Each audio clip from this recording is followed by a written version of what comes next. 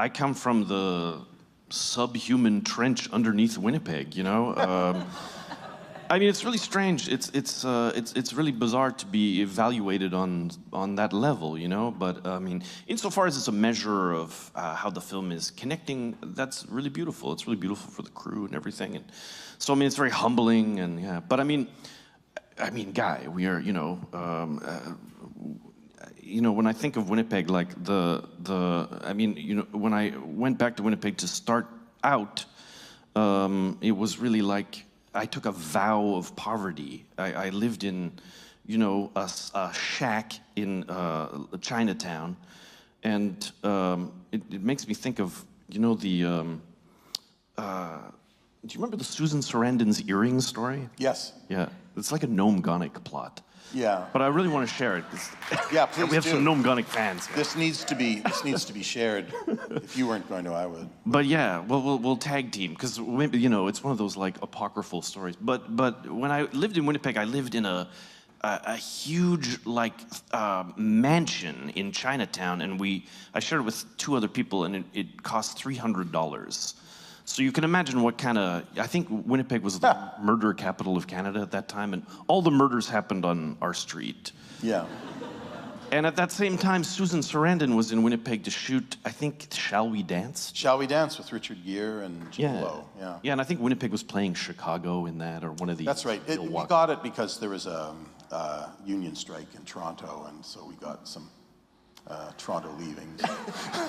But it took over the town. In a way. Yeah. Anyway, so Susan Sarandon was there. She was there for like, I don't know, 2 months or something, and every day there was like a report about her activity and, you know, what did she think of the Winnipeg Zoo, and, you know, how did she feel when the mayor gave her the key to the city, and how does the TGI Fridays in Winnipeg compare to the one in Beverly Hills, and, you know, this kind of thing.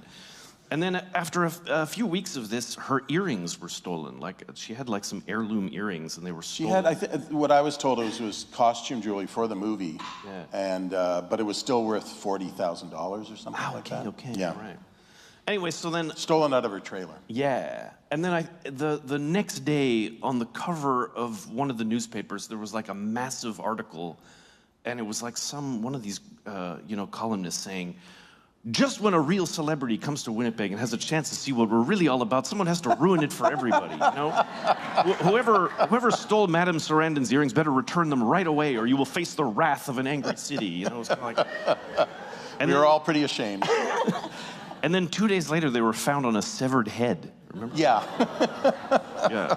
Yeah, there was, Noam had the inside story on that. The thief went back to the Royal Albert Hotel or whatever it was, and then picked up somebody, and then there was just so much excitement over the pickup and the theft of all this jewelry that things got carried away, and the body was chopped up into many pieces, and you know, it's just sort of excitement carried through to its logical but heinous extreme, and but then the perp made the short walk from the Royal Albert to the police station. Right, turned himself in. Yeah.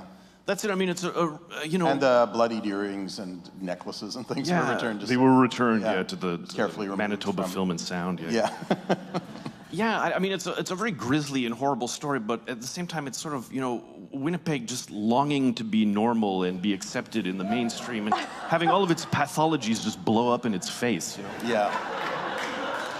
Anyway, so to get back to the Oscar thing, that's where I come from.